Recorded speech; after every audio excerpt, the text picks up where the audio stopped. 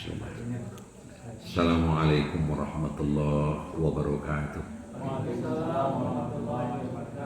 Alhamdulillahirabbil alamin alladzi arsala rasulahu ma'al kitabil mubin wa dinil qawim arsalahu basyira wa nazira li salamatin nas wa sa'adatihim fid dunya wal akhirah. Asyhadu an la ilaha illallah wahdahu la syarikalah wa asyhadu anna Muhammadan abduhu wa rasuluh sallallahu alaihi wasallam la nabiyya ba'da amma ba'd. Bapak Ibu jamaah musalla Nur Solihin Bukit Surungan Padang Panjang yang kami hormati, tentu kita bersyukur dengan rasa syukur yang sedalamnya kehadiran Allah yang Maha Kuasa.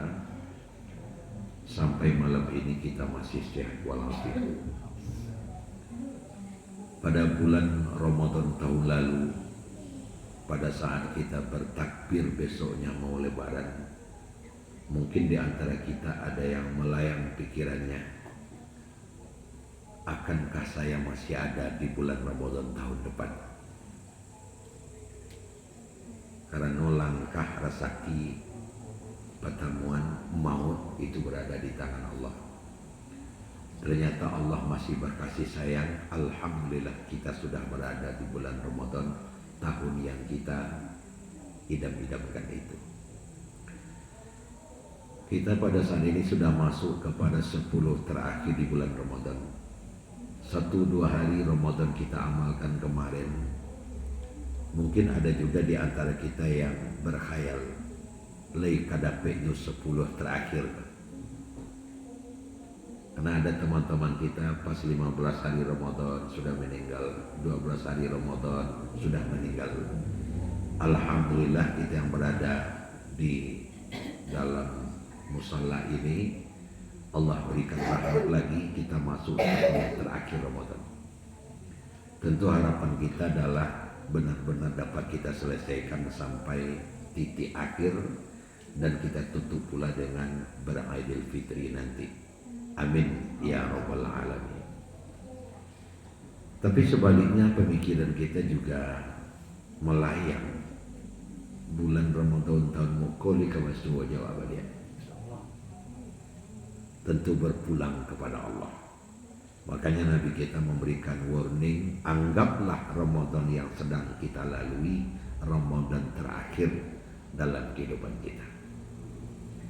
Pertanyaan yang perlu diajukan adalah kenapa Nabi begitu bersigigih menyampaikan kepada umatnya kita semua, perhatikan Ramadan itu. Bahkan sampai Nabi secara gamblang menyebutkan, lau ta'lamu ummati ma fi Ramadan. Kalaulah seandainya umatku tahu apa betul yang ada di bulan Ramadan, la tada'allahu law kana syuhur Ramadan. Pastilah mereka itu berdoa kepada Allah kalau dapat bulan itu Ramadan terus menerus. Ini tentu punya dasar kenapa Nabi kita mengatakan demikian. Karena Bapak dan Ibu, ini Ramadan ini hadiah besar untuk kita umat Muhammad. Tidak pernah diberikan kepada umat-umat sebelum kita. Umat Musa tidak dapat, umat Nuh, Daud tidak dapat. Hanya disungguhkan khusus hidangan yang sangat berharga ini untuk umat Muhammad sallallahu alaihi wasallam. Lalu dalam kaitan apa?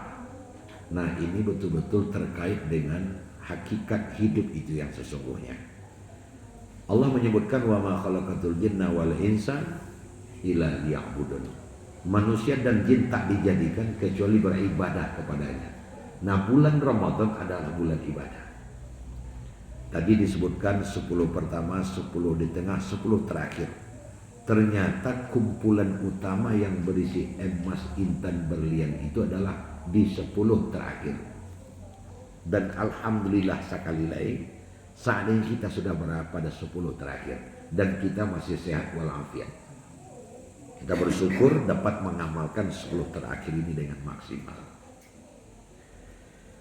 Nabi kita Muhammad SAW dan diikuti oleh para sahabat sampai hari ini di Mekah dan Madinah bekas itu masih kita lihat. Bagi kawan-kawan kita nanti umrah di bulan puasa, Ada yang sedang di situ, ada yang kembali tahun depan. Itu kalau 10 terakhir sudah masuk, Masjid Haram itu berdesak-desak. Masjid Nabawi berdesak-desak. Ia ndak seketik rami orang. Itu datang dari penjuru dunia itu, jauh nyeturi ampiangnya jalan. Dan datang ke situ tidak hanya modal air ludah. Berongkos. Modalnya besar, rasikonya gadang. Tapi toh mereka tetap melaksanakan itu. Untuk apa? Untuk yang disampaikan oleh Nabi tadi, mencapai 10 terakhir Ramadan. Jadi intan berlian emas 24 karat itu di 10 terakhir udah sama naik. Makanya setan-setan laknat, meskipun ada disebutkan di bulan puasa itu setan itu dikawal, diikat. Sebenarnya yang mengikat kita. Sedangkan aktivitas setan untuk menggoda kita itu tetap jalan seperti sedia kala. Dan kelihatannya sesuai dengan temuan-temuan fakta di lapangan, kerja setan menggoda manusia itu cukup berhasil di bulan Ramadan. Buktinya apa? Rata-rata di mana-mana masjid musala di negeri kita, terutama yang kita lihat, yomai kuah manci Ramadan. Makin kau juang, makin ketek. Saya sedang tidak tahu karena baru malam ini hadir di sini. Leko batahan atau lah mulai ada perubahan jumlah kuantitas jamaah. Karena banyak sekali gangguan-gangguan yang menggerogoti kehidupan kita, yang mengakibatkan ibadah kita menjadi lalai di 10 terakhir Ramadan. Padahal sesungguhnya sehendaknya seyogyanya makin 10 terakhir itu ibadah kita makin dilipat gandakan. Baiklah, pada kesempatan ini saya ingin sampaikan sebenarnya apa yang menjadi tujuan utama untuk 10 Ramadan ini. Makanya Nabi kita bersegigi, bersikukuh, basuh tumpu, wasawanya menyampaikan kepada umat, awasi 10 terakhir. Nah, karena Bapak dan Ibu, di 10 terakhir ini ada satu malam yang selalu dipantau oleh Nabi, para sahabat, sampai kita pun diharapkan demikian. Kita sudah sama tahu malam itu bernama malam Lailatul Qadar. Ada apa dengan malam Lailatul Qadar itu Bapak dan Ibu? Nah, ini sejaras dengan atau sejalan dengan tujuan hidup kita tadi. Wa ma adraka ma Lailatul Qadar, Lailatul Qadri khairum min alfi syahr. Malam Qadar itu malam yang lebih baik pada 1000 bulan. Tatanazzalul malaikah warruh bi'izni rabbihim min kulli am. Malam itu seluruh malaikat diturunkan oleh Allah ke bumi untuk mengamati umat Muhammad itu sedang mengapa. Salamun ya hatta matla'il fajr. Dan ia bekerja di malam itu sampai terbit fajar. Nah, Bapak Ibu, intinya begini. Dalam berbagai macam sumber bacaan, dan yang terang sampai hari ini bisa kita baca tafsir Al-Misbah oleh Pak Quraisy Shihab. Itu dia menyebutkan pengertian Lailatul Qadar yang tentu bersumber dari berbagai kitab pula. Lailatul Qadri, ada dua kalimat, Lailah dan Qadar. Lailah artinya satu malam, mulai dari Isya sampai terbit fajar. Jadi satu malam pun, terutama di malam-malam yang ganjil setelah 20. Jadi satu malam. Jadi tidak 2 menit, 3 menit, tapi satu malam suntuk. Lalu ada apa pada malam itu? Setidaknya ada 2 aktivitas penting pada malam itu terjadi dalam kehidupan kita. Pertama, Al-Qadru itu artinya adalah proses perjalanan hidup yang diberikan oleh Allah kepada setiap orang. Jadi malam itu ada tajdid, pembaharuan catatan, pembaharuan perencanaan proses perjalanan kehidupan setiap kita. Nah, sesuai dengan doa yang selalu kita senandungkan setiap waktu, Rabbana atina fid dunya hasanah wa fil akhirati hasanah. Kita mohon kepada Allah, berikan di dunia hasanah, kebahagiaan, ketentraman. Akhirat juga demikian. Artinya ada semacam harapan kita kepada Allah, ya Allah berikan yang terbaik ke saya dalam segala hal. Nah, dengan adanya doa ini diajarkan oleh Allah melalui Rasul kepada kita, itu terbuka satu ruang bahwasanya Allah itu punya prerogatif menjadikan proses perjalanan kehidupan kita menjadi jelek atau yang baik. Kalau tidak demikian, kenapa kita disuruh berdoa? Dan itu terkait dengan Lailatul Qadri. Nah, bagaimana Lailatul Qadri? Masing-masing kita itu kan sudah dijatakan oleh Allah langkah, rezeki, pertemuan, mau. Siapa yang bagaimana proses perjalanan kehidupan kita itu langkah namanya. Rezeki apa saja akan kita terima. Pertemuan siapa yang akan jadi teman kita, bahkan termasuk jodoh kita. Mau kapan kita mati itu sudah ada catatan. Nah, ternyata catatan ini diperbarui oleh Allah rentang 1 tahun sekali. Jadi masih bisakah yang sudah dijatakan oleh Allah itu dirubah? Bisa, asalkan yang merubahnya Allah. Tapi kalau awak tidak bisa dong. Lalu apa yang menjadi dasar terjadi perubahan kepada yang lebih baik itu? Pas tatanazzalul malaika, malaikat turun ke bumi, ditugaskan untuk mengamati umat Muhammad. Kapan itu? Pas malam Qadar. Sedang apa kita ditemukan oleh malaikat? Dan itu akan memiliki garis lurus terjadinya perubahan nasib perjalanan kehidupan kita. Contoh begini. Malam itu juga menjelang fajar, malaikat melapor kepada Allah. Ya Allah, kebetulan kami berdua ditugaskan di padang panjang, tepatnya Bukit Surungan, pas di Musala Nur Selihin, kecek malaikat. Setelah saya sampai di situ, ternyata jamaah di Musala Nur Selihin itu sedang beribadah, ya Allah, sujud kepadamu, membaca Quran, berzikir, sholat, mendengarkan tausiah. Itu yang kami dapat, dan tidak satupun yang lengah. Laporan diterima. Kalau begitu, umumnya mereka sudah saya cetuskan meninggalnya 2 bulan setelah Lebaran. Maka untuk itu tambah saja umurnya 10 tahun lagi. Akhirnya begitu cara. Sesuai dengan studi lapangan yang ditemukan oleh malaikat pada malam Qadar itu. Ya Allah, saya ditugaskan untuk mengamati perbuatan Buya Alizar. Ternyata malam Qadar itu Buya Alizar hanya tidur ngorok, ya Allah. Padahal dalam catatan yang kau berikan kepadaku, dia hidup 20 tahun lagi. Tapi karena dia ngorok di malam Qadar, terserah kepadamu. Allah menjawab, kalau begitu dia saja 2 bulan setelah Lebaran. Nah, bisa terjadi begitu. Dikasih contoh kayak begitu, murah kita paham jadinya. Nah, itulah yang oleh Nabi kita tunggu Lailatul Qadar itu dengan ibadah. Abilo Lailatul Qadar tu acok tibonya Lailatul Qadar tu setelah 20. Makanya Nabi kita Muhammad SAW setidaknya, nah ini yang mencatat, setidaknya ada 5 amal primadona Nabi kalau lah masuk malam Lailatul Qadar atau 10 terakhir. 5. Pertama, Nabi kita kalau sudah masuk 10 terakhir itu Nabi mengadakan puasa wisol namanya. Yang pertama, puasa wisol. Apa itu artinya puasa wisol? Nabi itu hanya ada sahur saja, tidak ada buka. Jadi babu kojok sahur sekali saja. Jadi tidak ada buka dong. Tapi Nabi mengatakan untuk yang satu ini khusus untuk saya. Kalian tidak usah tiru pikiran. Nah, jangan dicoba lu besok kau menggigil kau kan gitu. Nah, Nabi pas sahur langsung buka gabung. Besok sahur buka gabung. Nah, untuk kita diganti oleh Nabi cukup dengan takhirul futur, mentakhirkan berbuka. Apa maknanya mentakhirkan berbuka? Pas saat berbuka itu kan ada satu piring yang mau kita makan setelah sholat maghrib. Yang satu piring itu sekioeanya akan dimakan sekaligus. Nah, bagi 3 orang kok.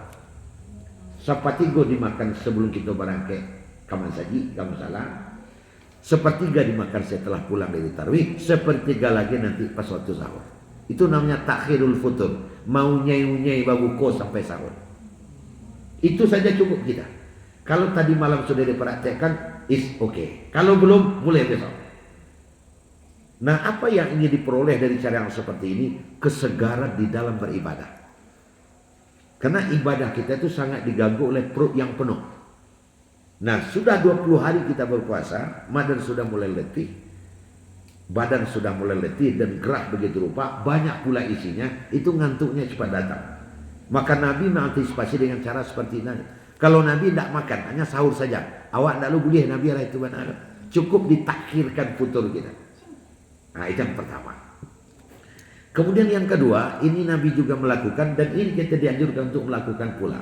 Kalau sudah masuk 10 terakhir, Nabi melaksanakan mandi kecil antara maghrib dengan isya. Namun di tengah alam barang kok. Jadi setelah kita selesai melaksanakan perbukaan, sebelum melangkahkan kaki pergi ke tempat sholat, itu Nabi mandi dulu, mandi ketek namanya. Mandi ketek. Apakah benar? Iya, mandi betul. Nah, itu gunanya apa?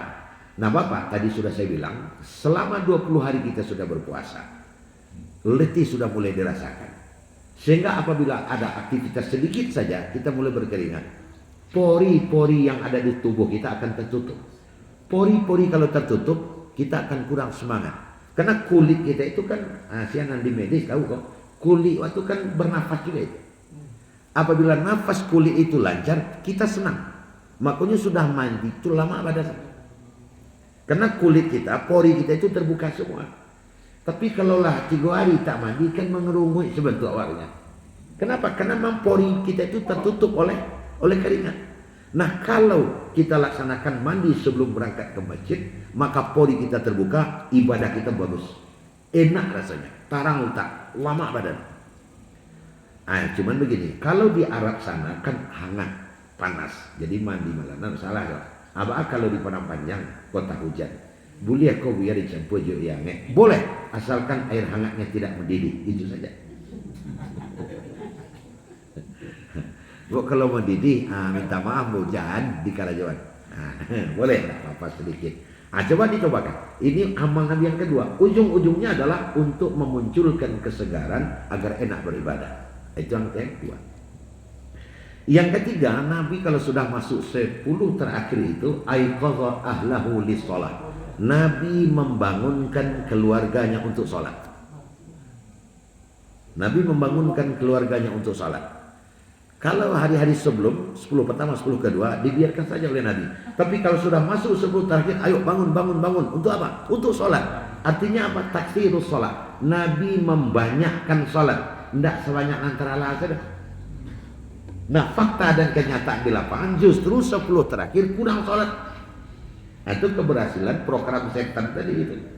Apalagi ya gangguannya sudah sangat banyak. Terutama nyangkut dengan menyambut 1 Syawal. Kan begitu. Banyak sekali. Mau kuenya, mau pakaiannya dan sebagainya. Nah, Nabi membanyakkan sholat, bahkan membangunkan keluarganya untuk melaksanakan ibadah 10 terakhir. Ada waktu dicubolo, bangunkan keluarga kita yang belum bangun, yang sudah bangun nggak usah dibangunkan lagi. Untuk apa? Untuk memperbanyak ibadah, sholat. Ada yang bertanya ke saya, "Ba caranya tuh Pak, awak kalau semayang witir kok penutup, baju menambah semayang di rumah lagi." Nah, jawabannya begini. Witir itu artinya bukan penutup, tapi ganjil. Yang larangan dari Nabi itu adalah la witrona fil lail, jangan sampai ada 2 witir dalam semalam. Itu tidak boleh. Nah, caranya bagaimana? Setelah kita sholat tarawih, kalau yakin kita akan bangun, mundur saja, nggak usah witir. Nanti nyampe di rumah terbangun sholat, baru ditutup dengan witir. Itu kalau seandainya kita yakin. Tapi kalau seandainya kita masih ragu, tayun tidak, adalah badan latih kok, tetaplah witir. Ternyata nanti terbangun. Nah, kalau terbangun kita nambah sholat, mungkin 2 rakaat, mungkin 4 rakaat, sholat malam namanya, tidak ditutup lagi dengan witir. Nah, itu saja. Karena witir kita sudah tadi. Begitu saja caranya. Nah, saya sedang ingin menyampaikan dan merekomendasikan kepada kita semua 10 terakhir tambah sholat kita. Jangan sampai disahajakan seperti sholat di hari-hari sebelumnya. Nah, Nabi menambah dengan yang lain. Nah, jadi Bapak Ibu hadirin sekalian, Nabi membangunkan keluarganya untuk sholat di 10 terakhir. Yang keempat, Nabi kita Muhammad sallallahu alaihi wasallam kalau sudah masuk 10 terakhir mengeratkan ikat pinggang. Nah, mengeratkan ikat pinggang ini Bapak Ibu ada 2 pengertian. Pertama, pinggangku lah ketek. mengetek surang pinggang, taruh sebarang roh, maka terpaksa ditambah supaya kode ataupun celana tidak taruhnya ke bawah. Sebab kalau tetap dipakai ukuran biasa, awak pagi serawat tinggal. Nah, kenapa? Karena sudah mulai lapang gitu. Orang aja termasuk serupa itu. Maka ditagokkan supaya tetap melekat ke tubuh kita. Itu pengertian pertama. Pengertian yang kedua, Nabi sangat jarang mengunjungi tempat tidur. Jadi bangun. Ihya ulail. Banyak Nabi itu bangun tentu antara dua narkotik untuk beribadah. Itu pengertian ikat pinggang dikuatkan oleh Nabi. Tidak di pelapang nah. Biasa kalau terlalu banyak makan kan ditambah salubang le.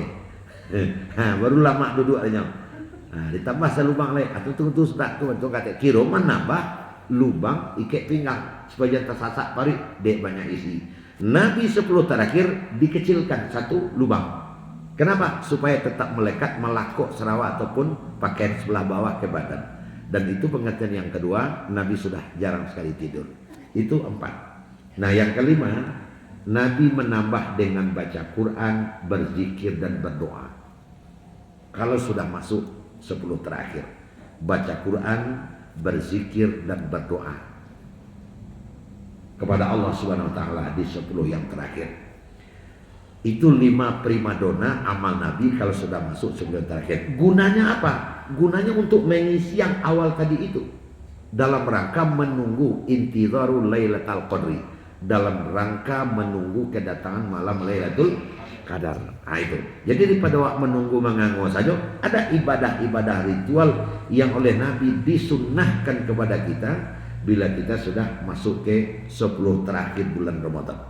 Jadi Bapak Ibu, saya berkali-kali menyampaikan di mana-mana tempat, kenapa ya di kampung atau di negeri kita di mana-mana terjadi kuamanci. Makin kau juang, makin ketek.